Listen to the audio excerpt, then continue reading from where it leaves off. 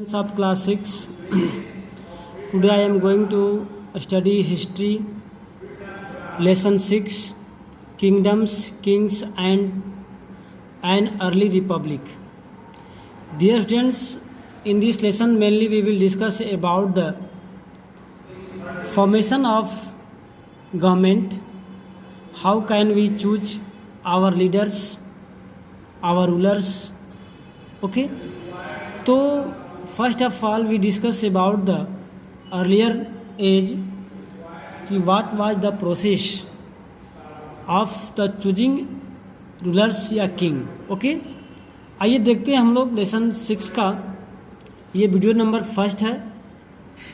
तो आइए देखते हैं हम लोग चूजिंग लीडर्स और rulers by voting is something that has becoming common during the last 50 years or so. यानी कि आफ्टर इंडिपेंडेंस हमारे कंट्री में जो रूलर्स इलेक्ट करने का या चूज करने का जो वे है वो है इलेक्शन. हम लोग इलेक्शन में वोट करते हैं. अभी आप लोगों को बिहार स्टेट में इलेक्शन होने वाली है सीएम की, विधानसभा की. तो सभी नागरिक जो इनका 18 ईयर्स एज हो जाता है या उससे वब होता है वे वोट कास्ट करते हैं अपने अकॉर्डिंग, अपने चॉइस के अकॉर्डिंग अपने किंग को इलेक्ट करते हैं. लेकिन हम देखने का प्रयास करेंगे how did main become rulers in the past. लेकिन बीते हुए समय में कैसे लोग राजा बनते थे, उसी क्या प्रोसेस थी. तो some of raja were read about in chapter 5 were probably chosen by jana the people. यानी कि पिछले लेसन में, लेसन 5 में, हालांकि मैंने इसको कट कर दिया है, तो उसमें ये बात थी कि जो लोग थे वे किंग को चूजते थे, इलेक्ट करते थे. But around 3000 years ago we find some changes taking place in way in which raja were chosen. यानी कि लगभग 3000 वर्ष पहले की बात बताई जा रही है यहाँ पर कि जो राजा को या किंग को इलेक्ट करने के जो तरीके थे वो बहुत ही चेंज थे. Some men now become recognise as raja by performing very big sacrifice. इसमें कहते हैं कि एक सेक्रीफाइस होती थी, एक अनुष्ठान होता था, जिस अनुष्ठान के अकॉर्डिंग जो है क्या करते थे, राजा को चुनने का वर्क करते थे. जैसे ashvamedha the horse sacrifice was one such ritual. आप लोगों ने रामायण में तो सुना ही होगा या टीवी में देखा होगा. लव और कुश दो ये भाई थे महाराजा रामचंद्र जी के, जिन्होंने राम द्वारा किए गए अश्वमेघ यज्ञ का जो घोड़ा था उसको पकड़ लिए थे. तो उसमें होता एक्चुअली क्या था, the horse was left loose to wander freely and it was guarded by the raja's men. इसमें एक्चुअली होता था कि जो राजा जो थे अपने घोड़े को छोड़ते थे फ्रीली, कि वो जिस एरिया में घूम जाता है या फिर जहाँ तक जाता है वो राज्य राजा का हो जाता था या वहाँ के लोगों का राजा वो घोड़े का मालिक होता था. लेकिन अगर किसी पर्सन को, किसी व्यक्ति को ये बातें पसंद नहीं होती थी या वो नहीं चाहते थे कि हमारा राजा वो बने, तो उस घोड़े को रोकना होता था, ब्रेक करना होता था, और जो हॉर्स के ऑनर होते थे उसे फाइट या बैटल करना, युद्ध करना पड़ता था. ओके, और जो विजयी होता था वो उस एरिया का किंग बनता था. ये प्रोसेस थी पहले की. देखते हैं यहाँ पर, if the horses wandered into kingdom of other raja and they stopped it they had to fight. जैसे मैंने बताया आप लोगों को कि अगर कोई राजा के राज्य में चला जाए, वो राजा अगर उस घोड़े को रोक लेता है तो क्या करना पड़ता था, उस राजा से उसे फाइटिंग करनी पड़ती थी. और if they allowed to horse to pass, अगर वो घोड़े को नहीं रोकते हैं, अपने राज्य से पास होने देते हैं, it means that they accepted that the raja who wanted to perform the sacrifice was stronger than them. और अगर ये मान लीजिए कि उस घोड़े को नहीं रोका गया, छोड़ दिया गया, तो ये माना था कि वो जो राजा हैं जिनके राज्य में घोड़ा जो घूम रहा है या फिर गया था, वो राजा उस घोड़े के ऑनर को, ये जो ऑनर वाले किंग्स हैं उनकी राज्य को एक्सेप्ट करता है और उसको सेक्रीफाइस में हेल्प करता है. These raja were then invite the sacrifice. और तब राजा क्या करते थे, राजाओं को इनवाइट करते थे सेक्रीफाइस में, अनुष्ठान में, which was performed by specially train prized. और जो अनुष्ठान होते थे कुछ राजघराने के पंडित या पुजारी होते थे जो कि इस कार्य को वर्क करते मतलब कराते थे। Who were rewarded with gift, और जो उन्हें क्या करते थे गिफ्ट के रूप में गिफ्ट देते थे। ओके,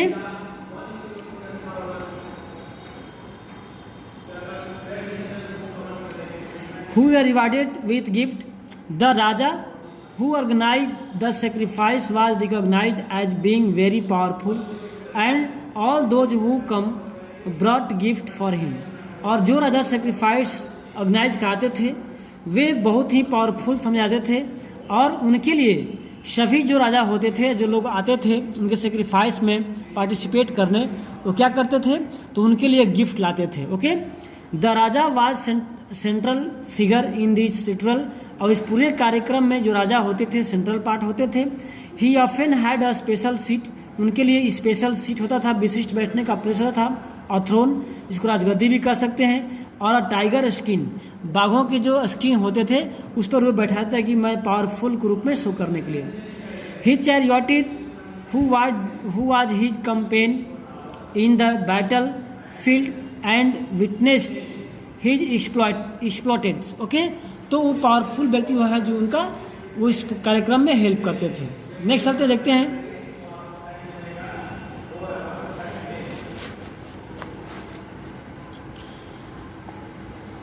ये chanted tales of his history, और जो लोग इसके मतलब वो होते थे, क्या बोलते थे इसको, विटनेस, गवाह, इनकी बातों को गाते थे, बताते थे लोगों से। His relatives specially his wives and sons, जो उनके घर के और मेंबर होते थे, मेनली उनके लड़के और पत्नियां, had to perform a variety of minor rituals, और उनके लड़के और औरतें थी जो कई कार्यक्रमों को करती थी। The other raja were simply spectators who had to sit and watch the performance of the sacrifice, और बाकी जो गेस्ट राजा होते थे चुपचाप इस सेक्रीफाइस को, इस कार्यक्रम को देखा करते थे। Priest perform the rituals including the sprinkling the sacred water on the king, और जो पुजारी होते थे वो राजा के ऊपर बार बार जो है पवित्र जल, जैसे गंगा जल हो गया, उसको मतलब वहाँ पर स्पेयर करते थे, डालते थे। द ऑर्डिनरी पीपुल, जो नॉर्मल लोग हैं, द विश और वैश्य, यानी कि विश और वैश्य ऑल्सो ब्रॉट गिफ्ट, यानी कि जो भी वहाँ आता था सब लोग कुछ न कुछ जो है गिफ्ट के रूप में ले जाते थे। However some people such as those who were regarded as shudra by the priest were excluded from the main rituals, और अदर जो लोग थे, जो शूद्र जो हैं, वो क्या करते थे, वो प्राइस्टों के द्वारा उन्हें बाहर निकाल दिया जाता था। ठीक है, तो हम नेक्स्ट पॉइंट पढ़ते हैं। क्या स्टोरी दिया है, बर्न के बारे में दिया है। क्या दिया है, बर्न, यानी कि जो हम लोग दिखते हैं, आप लोग पढ़े आ रहे हैं वैदिक एज से ही, देयर आर 4 बर्न या caste in our society, that is kshatriya, brahmin, kshatriya, Vysya and शूद्र। तो ये कैसे बना है, इसकी स्टार्टिंग कब हुई, कहाँ से हुई, तो आप लोग इसमें इजीली देख सकते हैं कि जो वर्ण व्यवस्था की स्टार्टिंग है वो कैसे स्टार्ट हुई। ओके, ठीक है, तो आप यहाँ देख सकते हैं उसको, इसको पढ़ना, इसमें कुछ ज़्यादा ये नहीं है। मतलब सब जानते हैं कि सबसे इम्पोर्टेंट या जो सबसे मतलब कह सकते हैं मतलब वैल्यूएबल या फिर जो है स्पेशल थे, जो आपको ब्राह्मण थे, उनके बाद शुद्ध क्या बोलते हैं उसको, क्षत्रिय, फिर वैश्य एंड शूद्र होते थे। 4 वर्ण हमारे कंट्री में थे जो कि वैदिक एज से ही आपको इसको बनाए गए थे, इसको फॉलो किया जा रहा था। ओके, जिसको हमने क्लास 5 लेसन 5 में भी हम लोग रीड किया है, तो एक बार दोबारा देख लेते हैं। We have many books that were composed in north India, especially in the area drained by the Ganga and Yamuna. During this period, these books are often called later Vedic because they were composed after the Rig Veda, about which you learn in chapter 5. जैसे chapter 5 में भी आप लोगों को बताया गया है कि जो ये वैदिक एज हैं वो आपको मेनली यमुना और गंगा का जो ये फील्ड है, प्लेन लैंड है, उसमें बहुत सारी बुकों का कंपोज किया गया था उस टाइम में। These include Samaveda, Yajurveda and Atharvaveda as well as the other books. अब बताया कि सबसे जो ओल्डेस्ट अगर ऐसा कोई है तो आपका है ऋग्वेद। तो there are 4 types of Veda, Rigveda, Samaveda, Yajurveda and Atharvaveda. इसके अलावा और सारे बुक्स जो हैं जो कि हमें इस तरह की बातों को बताने का काम करती हैं। Okay, these where compose bye the priest. और ये जो बुक्स हैं पुजारियों द्वारा इसको तैयार किया गया है, इसको बनाया गया है, लिखा गया है। And described how rituals were to be perform. बताया गया कि जो रिचुअल्स, जो रीति रिवाज, जो संस्कृति कार्यक्रम होते थे वो कैसे होते थे, क्या उसका रूल था। They also contain rules about society. और जो समाज में रहने के, चलने के, जो क्या समाज की फैसिलिटी थी, समाज की न्यायिक व्यवस्था क्या थी, उसकी पॉलिटिकल सिस्टम क्या थे, उसके सोशल सिस्टम क्या थे, इन सारी बातों की जानकारी हमें इन्हीं बुकों से प्राप्त होती है। There were several different group in society at this time. उस टाइम जो है बहुत सारे अलग अलग सोसाइटी था, जैसे प्राइस्टों की सोसाइटी थी, वैरियर सैनिकों की, फार्मर्स की, हार्डर की, ट्रेडर्स की, craft person, labours, fishing folk and forest people. इतने तरह के लोगों का वहाँ पर रहना जाना के बारे में जानकारी उस बुक से प्राप्त होती है। Some priest and warrior were rich. उसमें से कुछ ऐसे प्राइस्ट थे बहुत ही धनी मनी हुआ करते थे। As were some farmers and traders, भी कुछ लोग रिच हुआ करते थे। Other including many herders, craft persons, labours, fishing folk and hunters and gathers were poor. इसमें से और लोग भी जो पुअर भी हुआ करते थे। The price divided people into 4 groups. जो पुजारी हुआ करते थे, यहाँ पर स्पष्ट लिखा, जो प्राइट होते थे वो लोगों को 4 वर्ण में बांटते थे। जैसे आपका अकॉर्डिंग टू देम ईच वर्ण had different set of the function.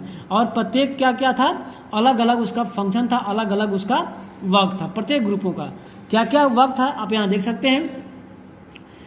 हाँ, द फर्स्ट वर्ण वाज दैट द ब्राह्मण वेयर एक्सपेक्टेड टू स्टडी, यानी कि इनको माना था कि इनका काम केवल पढ़ना है, वेदों को अध्ययन करना है। And perform sacrifice and receive gift, दान लेना, पूजा पाठ अनुष्ठान कराना और अध्ययन करना ही केवल इनका वर्क है, ऐसा बताया गया था। In second place were the rulers also known as kshatriya. इनका काम था शासन करना, जो कि आपको एडमिनिस्ट्रेटिव जो व्यवस्था थी उसको मेंटेन करना था। They were expected to fight battles and protect the people. इनका काम था लोगों की सुरक्षा करना, देश की रक्षा करना अदर्स लोगों से। और जो थर्ड वेयर द विश और वैश्य जो आपको वाणिज्य करते हैं, जो एग्रीकल्चर करते थे, खेती करते थे। They were expected to farmers, herders and traders, both the kshatriya and the vaishya could perform sacrifice. इसमें इस कार्य को दोनों लोग जो है सेक्रीफाइस जो होता था, हर सेक्रीफाइस इसमें जो लोग पार्टिसिपेट करते थे ये दोनों लोग वैसे भी करते थे और क्षत्रिय भी किया करते थे। ओके, लास्ट वेयर द शूद्र। और सबसे जो 4th नंबर पे थे वो शूद्र थे। Who had to serve the others 3 groups. इनका वर्क था कि तीनों ग्रुप यानी कि ब्राह्मण, क्षत्रिय एंड वैश्य की सेवा करना इनका मेन वर्क था, मेन फंक्शन था। And could not perform any rituals, और कोई भी धार्मिक अनुष्ठान पूजा पाठ करना इनका वर्क नहीं था।